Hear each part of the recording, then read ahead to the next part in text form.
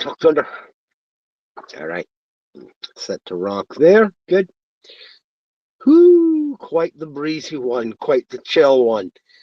Here in southern Minnesota, the air temperature by itself is -5 degrees, and with the current wind chill is marked as feeling like -22.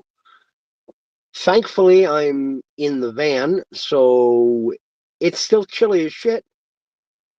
But this is apparently what we've got to look forward to for much of the remainder of the month and much of January. So, yeah, pretty damned frosty. Greetings and salutations, ladies and gentlemen, and welcome once again to the Storyteller's Corner. Break time story time. I'm not going to say what season, not going to say what episode, because I don't think that really is relevant anymore. I am, as the title of this stream indicates, rethinking this whole streaming thing. Particularly trying to do this on my lunch break at work. My breaks at work are some of the only time, really throughout any given day, that I can quietly and by myself just be left alone to read. And I have gotten, unfortunately, pretty far behind in my reading. I try as best as possible to get through at least one decent length book per week. I haven't managed that in probably a month. I started reading The Great and Secret Show by Clive Barker last week. And with the holidays and everything else that I've been doing, writing, editing, cleaning up projects, taking care of Christmas shopping and preparing stuff for my kiddos for both the Christmas season and for the upcoming Christmas break. I've not gotten my nose into a book like I would like to. And that's quite unfortunate. I'm very far behind in my Substack reading, which is a shame because I promised a number of my colleagues that I would come round to reading more of their material and leaving feedback for them. And I haven't gotten on that. I have been negligent in my promises to my colleagues in the field. And while there's plenty of folks who would say, well, what do you really owe them? You didn't sign a contract. These aren't personal friends. They're not family. You don't owe them anything. Yes, I do. I made a promise. And I have not been good about keeping it. I need to do better. Now, there's another thing that I need to do better about. And I joked a little bit about this with my good friend on here, Lucien Leveris, and that is self-promotion. I am utter crap when it comes to self-promotion of my own material. But if you will look at the description of tonight's streaming episode, you will see a reminder that The Justice of Amelia is currently available and can be purchased in time for the holiday season for your horror aficionado friend, family member, or even someone who you just think might enjoy it.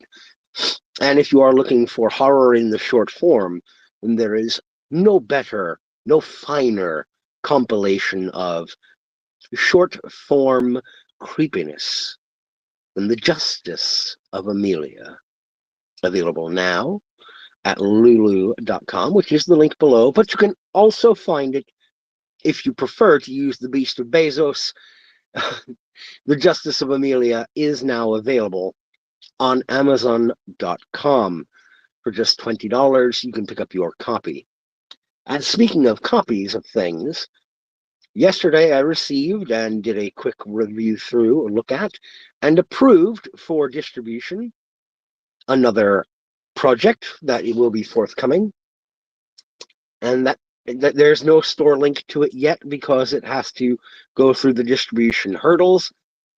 But look forward to getting your copy, ladies and gentlemen, of American Goblin by Joshua T. Calkins Truergy. Crick Solomon is your average working man living in Savage, Minnesota. He's a line cook. He's a taxpayer. He's also a goblin. Now, what kind of goblin is he? Is the scurrilous, conniving kind of creature of fey legend that one might expect to stab you in the back when you're not looking? Is he this scrofulous, scrounging, nasty little backstabber? No, he's not that kind of goblin. He is an American goblin, and this is his story. And as soon as there is a store link available, I will be sharing that with you, ladies and gentlemen. Oh, God, ads. Skip. Thanks, Lucian. Yeah, I got to get better at the self-promotion. And that is part of the hell I'm playing in my own head with this dichotomy that I find myself at, Lucian, in that I am really rethinking doing the break time streams just because, one, the temperatures are getting pretty bog awful. Even out here in the van, I'm freezing. I'm not even smoking right now, but you can see my breath the entire time. But I'm screaming because it is literally negative 20 degrees out. I've got the window cracked so that I can have a smoke. So yeah, I'm definitely rethinking all that. However, when I started the break time story time streams, I was using this time to present a story. A Midwestern Yankee in King Ovin's Court, the first in the Kathy Potts fantasy tale trilogy, because I've got the file loaded up here on my Kindle. And I had been reading aloud to the audience that tunes in for that story. And last we left off, I was about to begin chapter 15. There's still a good 80 pages of this story to share yet. Holy buckets. The Kindle is so cold that it is restarting. Holy crap. Okay. I gotta take that inside when my break is over so that the thing doesn't brick out on me. A better looking Gordon Ramsay. Nice. Forgot to hit enter. Right?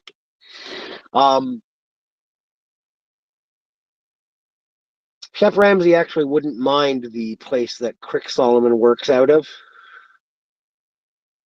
And I'll talk more about that another time when I go to do a proper promotional video for American Goblin, which first premiered as a serialized story on my Storyteller's Corner Substack a little over a year and a half ago.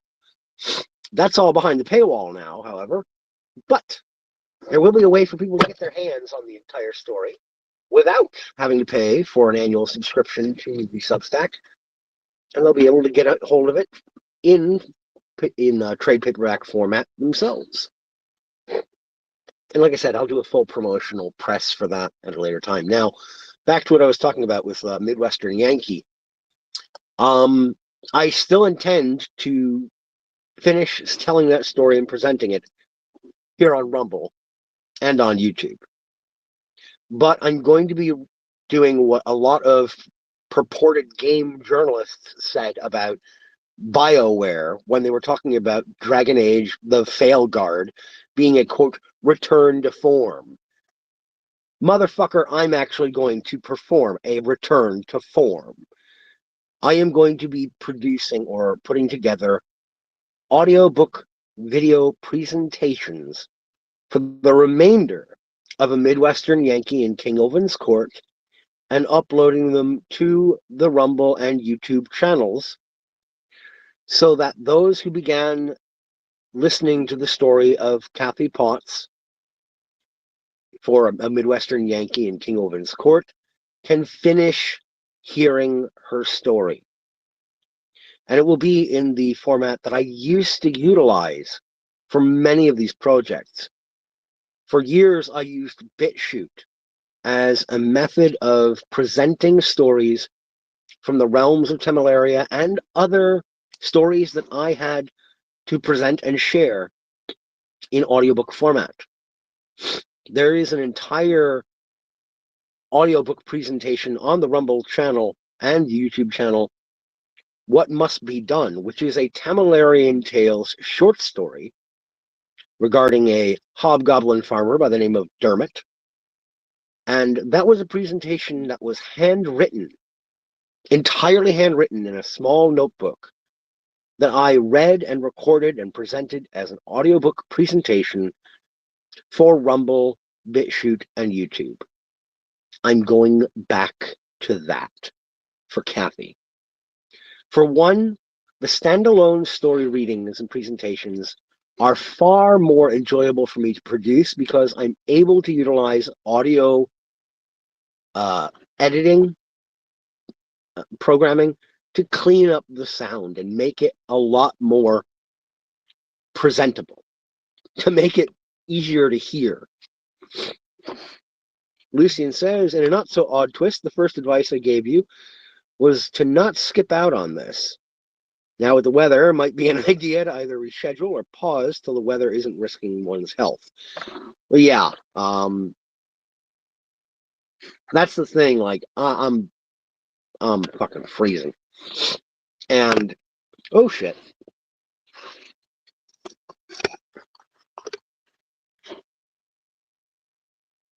Now, bear in mind, this prop for the phone wants to close again. I think it's because it's so cold out. But that's what you get with cheap plastic. I can still do a streaming show, likely on Thursdays, at home, in the warmth and comfort of home. And that will probably be something that I look to start doing after the new year.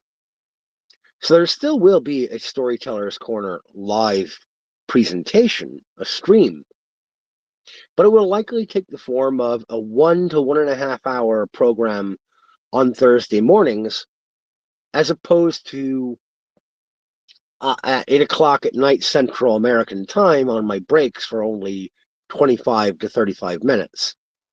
And it'll be a little bit more cozy because I'll be at home in the comfort of, well, my domicile. I won't be freezing to death with limited resources at my disposal.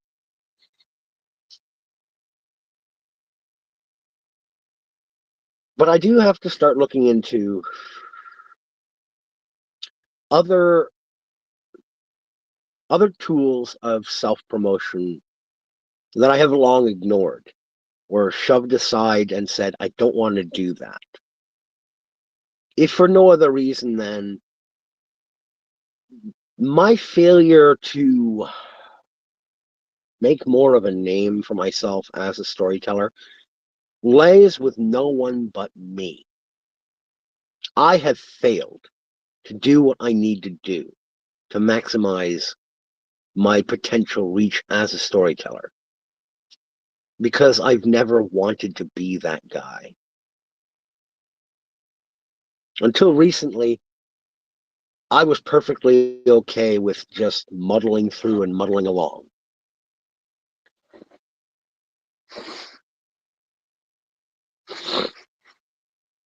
Lucian says, if you make a sort of set, you could try out that idea I gave you earlier.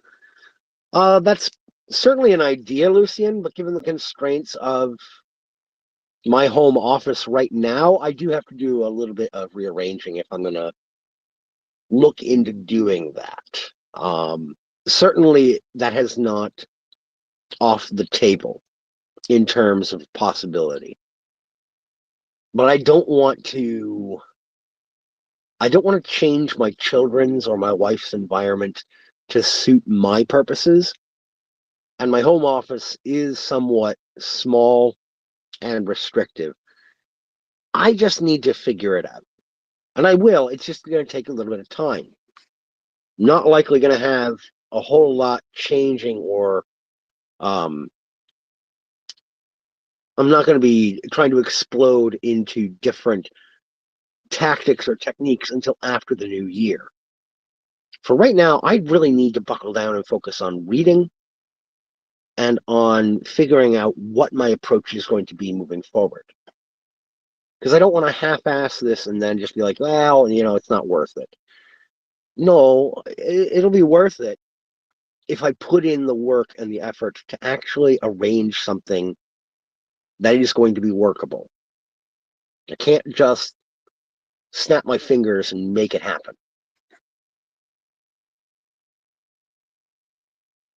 I've never been that guy who could just fly by the seat of his pants. I am a plotter. Even when it comes to my writing, I outline heavily. I have guidebooks, notebooks full of series notes for the Tamalarian Tales, for the Amelia City stories.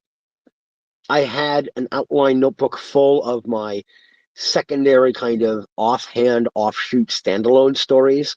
That was its own kind of series Bible. Handwritten notebooks where I keep track of vital information that's going to be touched upon in each and every story that I'm producing, of this, that sort, or the other. And I've really got to stick to my game plan once I have it marked out. That's when I have had the greatest success, is when I set up a plan and then follow that plan. Make adjustments as I go, because the plan has to be loose. It has to be skeletal. The best plans allow room for adaptation, improvisation, and adjustment. I am a firm believer in that. It's actually one of the things I love about Roland Deschain, Roland of Gilead, from the Dark Tower series written by Stephen King. Though the author himself is a complete fringe left wackadoo, those books were incredible, and that character of Roland Deschain had one tremendous piece of wisdom that he gave to Eddie Dean in Book 5, The Wolves of the Calla. He said to Eddie, the best plan allows you to change it as you go. You have a plan, but if something starts to go sideways, if you don't make the plan concrete and so rigid that you can't deviate from it, if you make it a little bit loose, you can adjust and get back into where you need to be. The greatest coaches in sports have often said, have frequently remarked, that they'll go into every game with a plan, but they allow for adjustments to be made as necessary at halftime. Even coaches who I hate, like Bill Belichick and Bill Coward and Pete,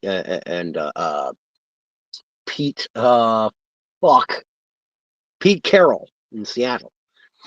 Hate his guts.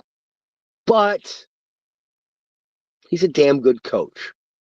And he has always operated on the wisdom of have a game plan for your opponent, but make sure it's loose enough that you can change where necessary.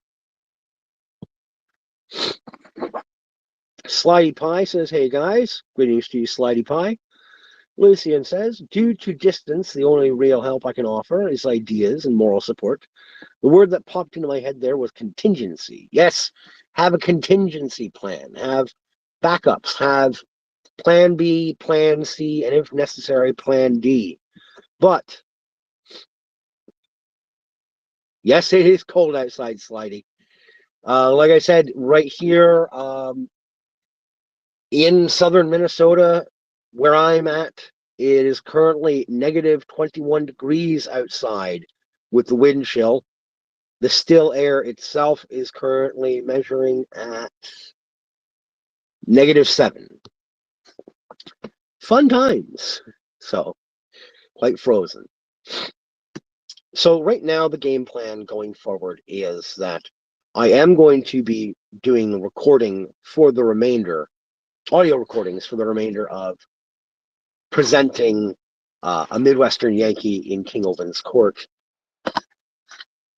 for the Rumble and YouTube channels, so that that story can be completed. Yeah, Slidey, it's not pleasant. It's not exactly a tropical paradise here in Minnesota. Not that there ever was. I mean, sure, during the summer it can get pretty warm. It can get cozy, toasty, comfortable here in the height of summer. So yeah, the game plan, like I said, I'm going to record audio presentations for Chapter 15 onward for Midwestern Yankee and King Ovin's Court. Yes, Slidey Pie, I am a lunger. I am a user of tobacco products. So those will be standalone uploads to the Rumble and YouTube channel, so that those who began listening to Kathy Potts' story can finish hearing her first story.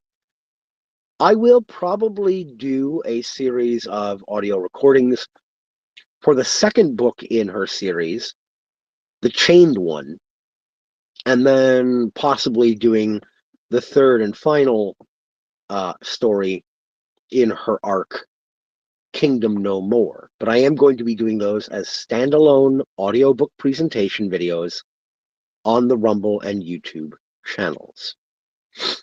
As far as streaming on Rumble, my game plan going forward, starting after the new year, I will be doing a longer stream on Thursdays during the mornings from home, where I can comfortably and safely do so in a warm environment.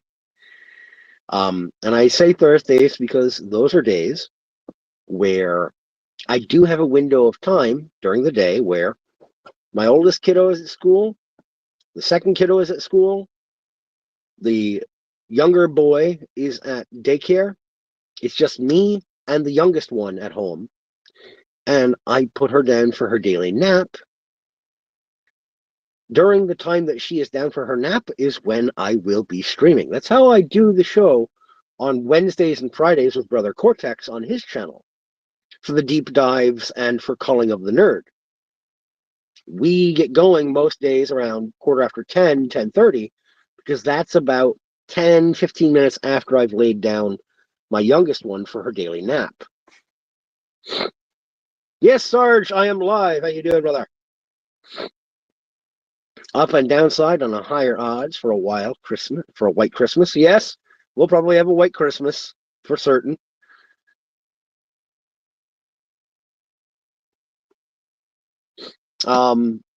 So definitely, God damn it. This is another reason why these lives in the car are not going to do it.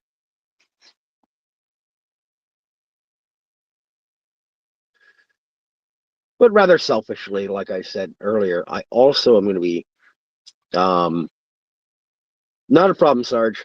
I'll probably be heading in here shortly back to work, but you can listen in.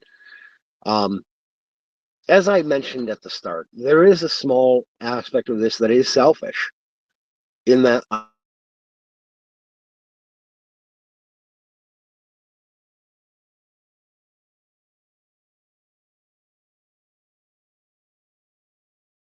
want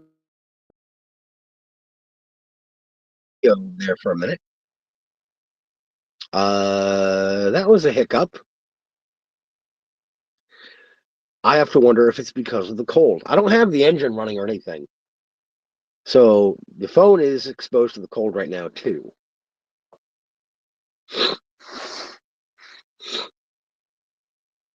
So, but anyway. But if I'm going to be honest, and I'd prefer to be honest with you guys, because I don't have a lot of routine viewers, and those of you who do pop in here live right now or later on for the archived recorded segment, I'd prefer to be I'm transparent with you, that a part of this decision to stop doing the break time story time is for my own selfish purposes. I want to spend this time reading. It's not just a matter of health and it being freezing out here. It is that I want to be able to take that time to rest, to relax and read. And I apologize for that, but I hope that you'll understand, given my personality, that I do want to take that time to put my nose in a book. It's not just that I love telling stories, I love reading them, I love listening to them. I want to get back to being on track with how much I take in terms of my fiction consumption, particularly when it is quality fiction.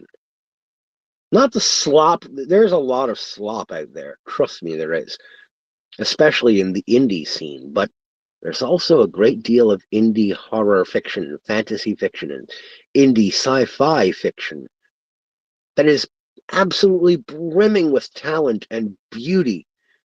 And I'd love to take more time diving back into that. And I've got to spend some time that I am reading going over material from my colleagues on Substack and letting them know, hey, here's what's great, here's what works,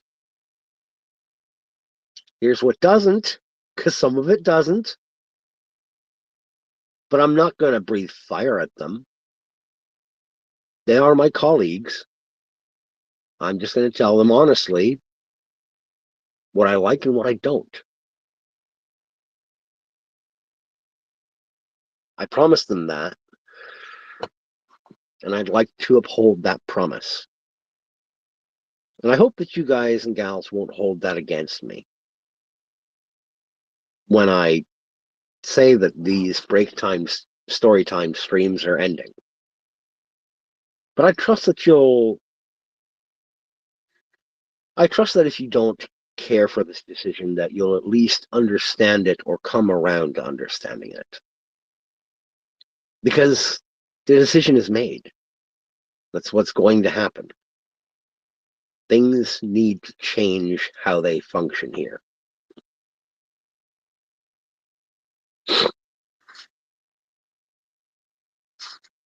It's true, Lucian. Lucian says, you're already breathing the smoke, you might as well bring the fire. They might be cold too. That's fair. Especially if they live in the Midwest. Holy buckets. But, yeah. I have breathed fire at terrible writing in the past, trust me.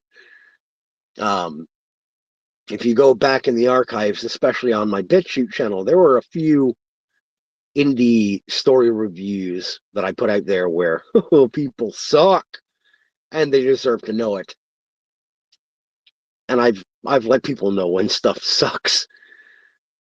But anyway, where's it going with that? I want to be honest with these folks.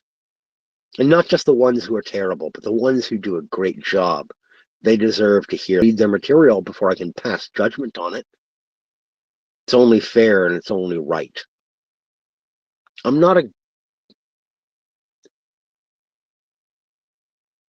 I will never be a great man.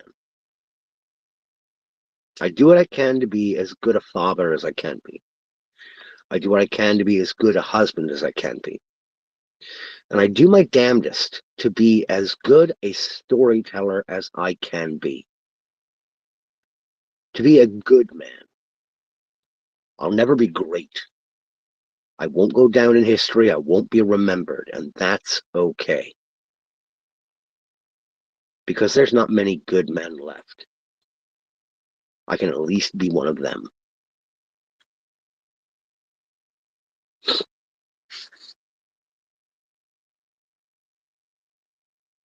A Slidey Pie, that is definitely a good thing to see, that there is another storyteller making the effort here. Entertainment is sometimes all you need, brother. And trust me, people could use good entertainment. But anyhow, I am going to head back in, folks, because I'm frozen and it's about time for me to get back on the clock. So, ladies and gentlemen, I'd like to thank you for tuning in, especially today. I'd like to thank you for listening. I ask that you take care of yourselves, and as always, keep reading.